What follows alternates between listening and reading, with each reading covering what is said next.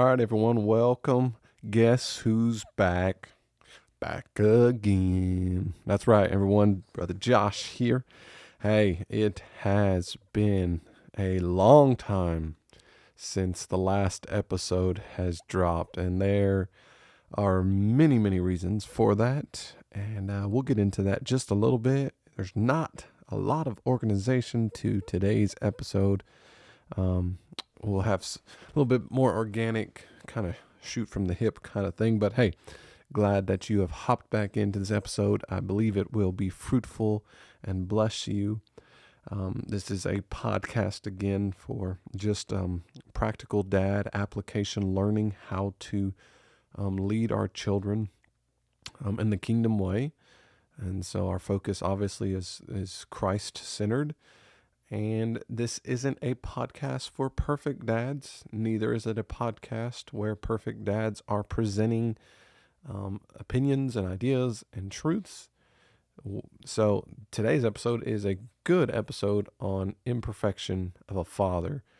And it's coming from me. First, you've seen my imperfection as far as a man, forgetting to push the record button the last time that I had a guest in here, and we still have not re-recorded that episode, but it will come down the road at some point, Lord willing.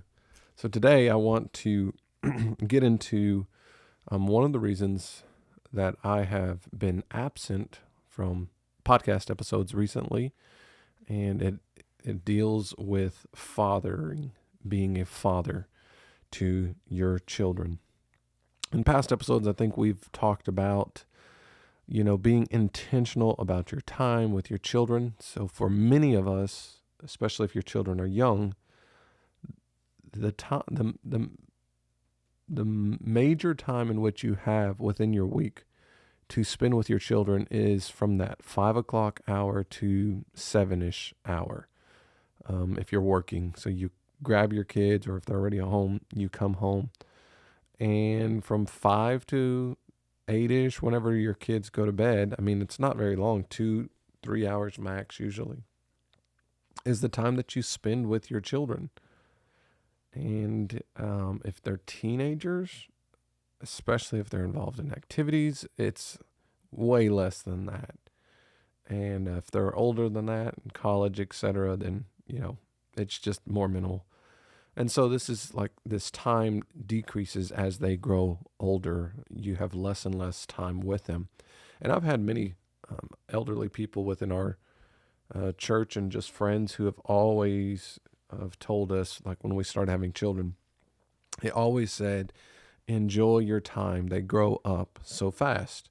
And so that's always been at the front of my mind with my children. And I've tried to build a schedule that's intentional and it's determined to be utilized for the family when I'm home. And so you've heard about me pulling up to the driveway or the garage and praying like, Lord, help me to serve my wife, serve my kids, and not to spend time watching TV, all this sort of stuff. And so, listening and hearing about, listening and hearing about like you need to cherish your time with your children, what I ended up doing was kind of swinging the pendulum totally in the opposite direction and overcorrecting in my life. And I want to share a little bit about that throughout this episode. So I typically come home and I am geared to spend time with my wife. But if you don't have a wife, I try to spend time with my children.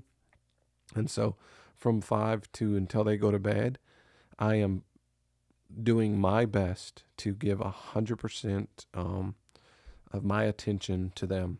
The other day I was reading this book. It's called Make Time. Oh, I don't remember the author. Something Knapp and I don't remember. But the book is called Make Time, and in the book, he's referring to like he was sitting down or just sitting on the floor with his child, but he wasn't giving his child attention. The child looked at him and said, "Dad, why are you on your phone?" And he realized oh, I'm supposed to be spending time with my children, and I am, but I'm actually looking at my phone. I'm just physically present. And the point there for him was like trying to get off social media. But my point to you is like when I'm sitting with my children, I put my phone away, put all these things away, give them full attention, playing with them, getting dirty, getting messy, going outside, throwing the ball, doing all these sorts of things. I'm totally imperfect at this, by the way. So it may sound like it's, oh man, he's awesome. I'm not. I'm not. I fail so often.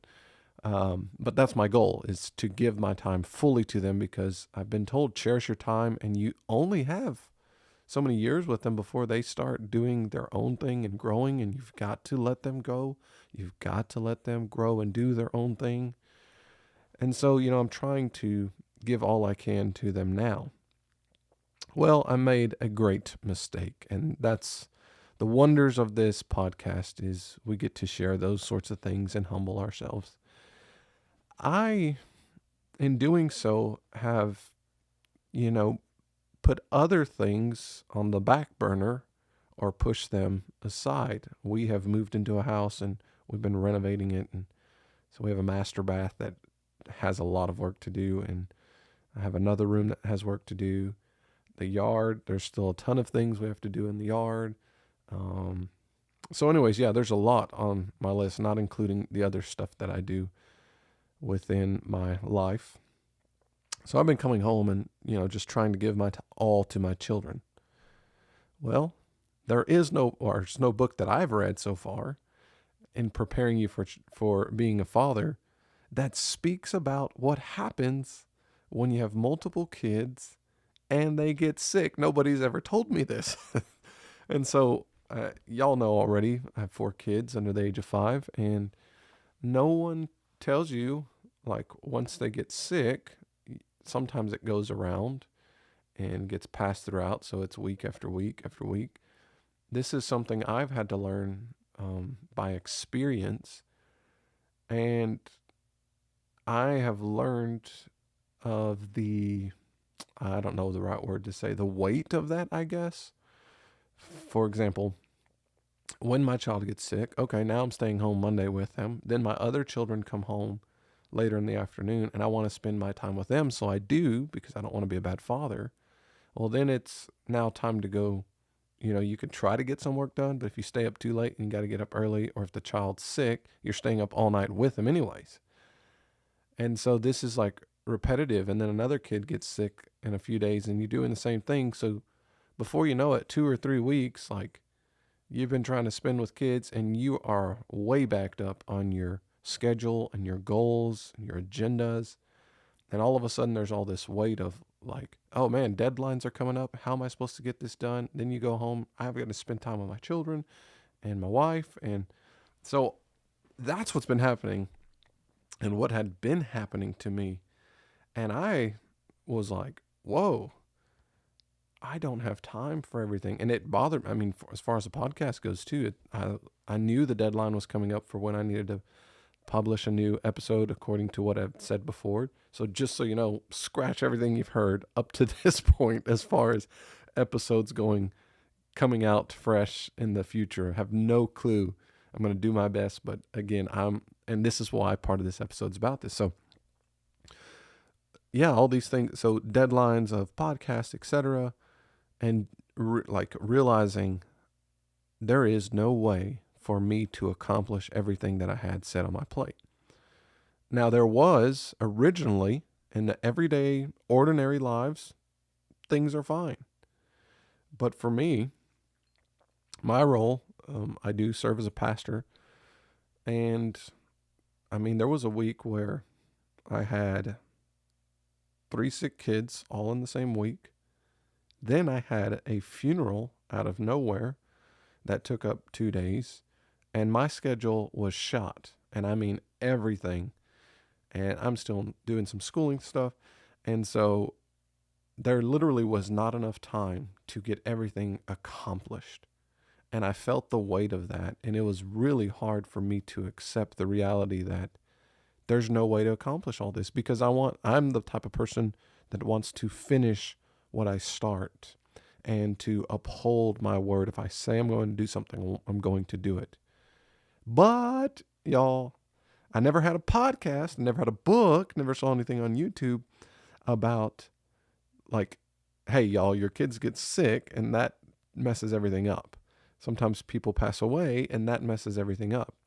And so I never had that planned in my schedule. I didn't have space for that. And that's part of what I'm trying to get to today is you as a father, as a practical, one of the practical dad tips for you is learning how to create space within your schedule so that when events come up, say that your car engine blows up or something like that, because these events happen and you're behind on your schedule, how do you still like be a healthy dad? Not so much as like spending any time with your children, just you as an individual, as a man. How do you make sure that your soul is still healthy, that you're still physically able to do things and mentally capable of having peace and all those sorts of things when you know your schedule's now way behind, you're not going to meet deadlines? What do you do? How do you get to a healthy spot?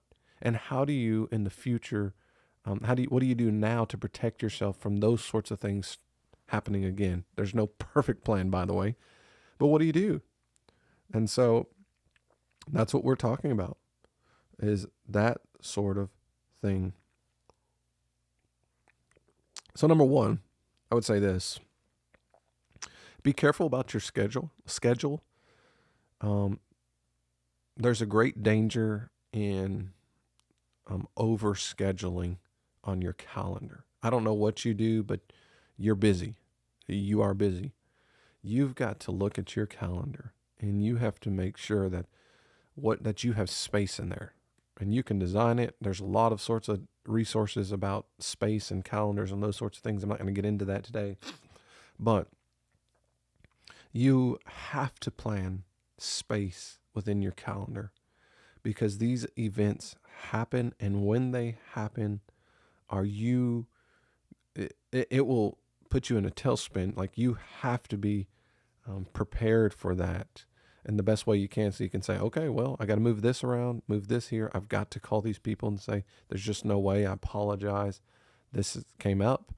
Like, you have to be willing to do that. And that requires humility. I mean, for me to get on this podcast, as simple as it is, it's a podcast. Yeah. But I'm appreciative of your time. I want to be respectful to you. I mean, and if I say I'm going to bring out an episode on these dates and they don't happen, like, I have to get on here and apologize for that. And that's hard to do because you have to kill your pride for that.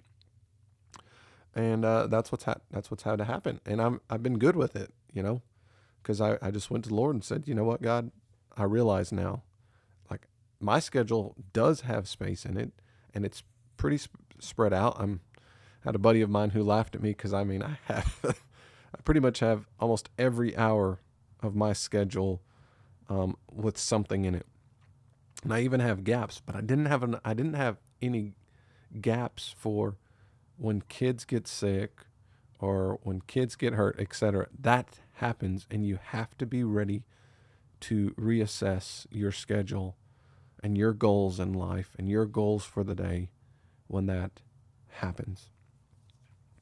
So be careful with how you schedule your life. I want to read a verse to you in 1 Corinthians chapter 13. It's the chapter on love. And it says this: love is patient and kind. Love does not envy or boast. It is not arrogant or rude. Now listen to this part. It does not insist on its own way. Love does not insist on its own way. When things like this happen, we can be extremely frustrated because our schedule and our goals aren't going to our way. And somebody else, or even our child, whether they did it on purpose or not, maybe something like sickness, you can get frustrated and say, man, why are they sick? I've got things to do. We are insisting on things going our way rather than accepting whatever it is. The person passed away. I mean, they didn't plan that. The person didn't plan to get sick. It just happened. And you're responsible for that sick child, and you've got to take care of them. That's priority number one, which means whatever you had on your schedule for that day is automatically moved to the back, and that is the right thing to do. And we have to understand that and say, you know what, I can't do this. I can't. I just not going to happen.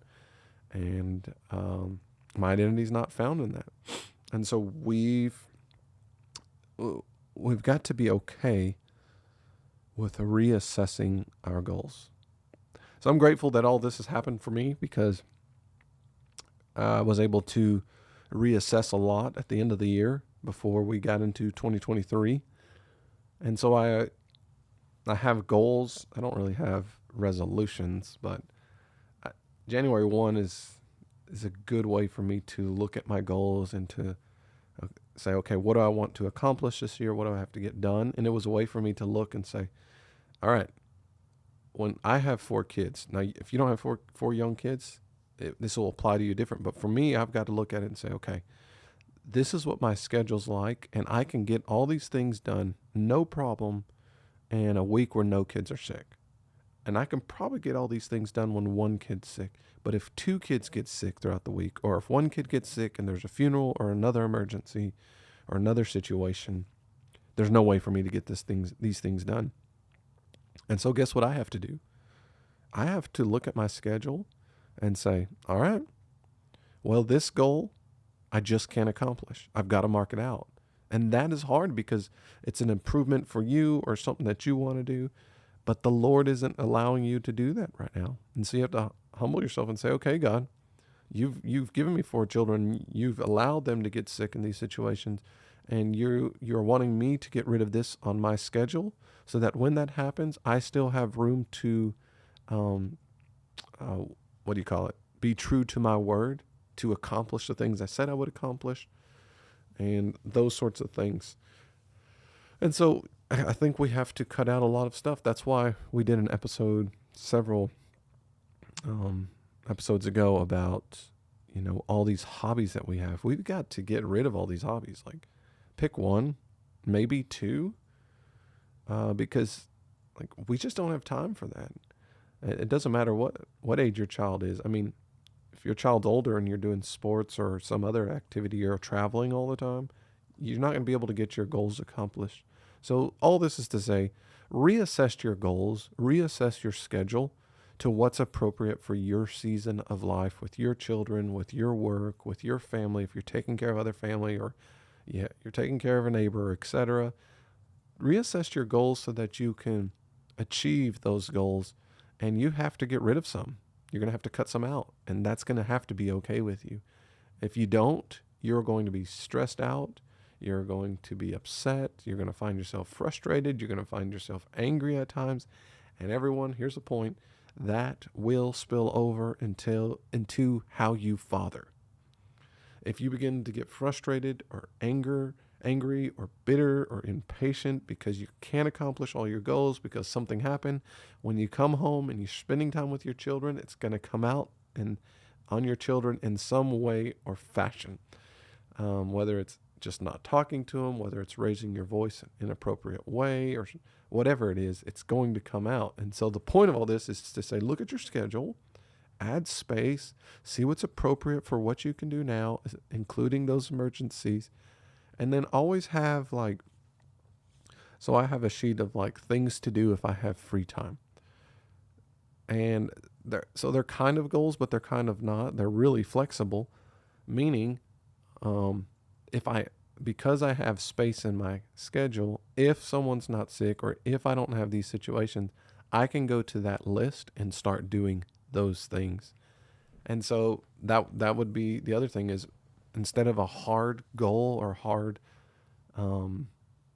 something that you want to accomplish, make it more flexible, or make a list that says, hey, if I could get to this, that'd be great. But if I don't get to it this week or next month or ever, it'll be all right. I'll be fine. Okay. So that's just kind of the way life goes. And so one of the things, a tip that I would give you as far as your goals go, like for me, I'm assessing my goals, redoing all these sorts of things and realizing, okay, it's okay for me to do this. So I set my goals January 1, boom. I know what I'm trying to get accomplished this year. I know what vision I have. I know where I'm headed, what direction I have for myself, for my wife, for my children, for my church family, all those sorts of things. I know where I'm trying to go, knowing that the scripture says, I plan my way, but the Lord determines my steps. And so there's that room to be, okay, God, if you change the plans, I'm good. I'm going to go with you and be flexible. But here's a tip. Make a goal or whatever your goals are. And then in, let's say 30 days, I would do 30 days. I just like the month. At the end of the month or close to the end of the month, look at that goal and look at the things that have happened to you in the last few weeks, in the last few days, and reassess that goal. See, I never knew that you could do this. I just, I mean, just ignorant about some of these things. I'm pretty rigid as far as things are black and white for me. And I always heard about goals and like the start of your goals and like what you do to make sure that your goal's achievable. Some people say with goals, I know I'm kind of chasing rabbits here, but no problem. We'll be all right. Some people say this old school saying, you know, what is it? Reach for the moon, or your goal is something about, reach for the moon. And if you fail, at least you'll land among the stars.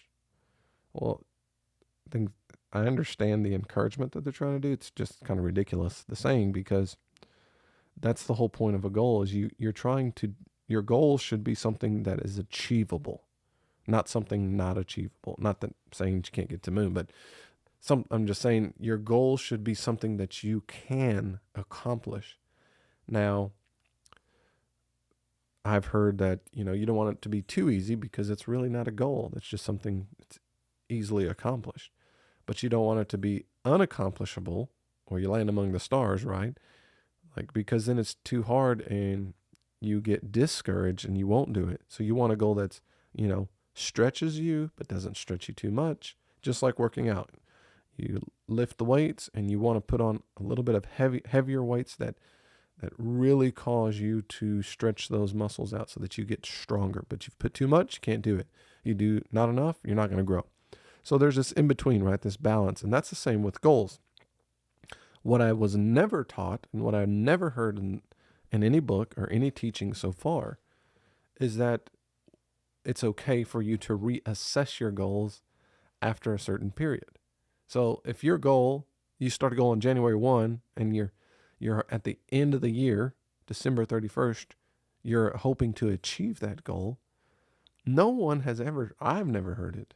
And I'm sure it's out there because I'm not some genius that comes up with great things. Not at all. But here's what I would suggest.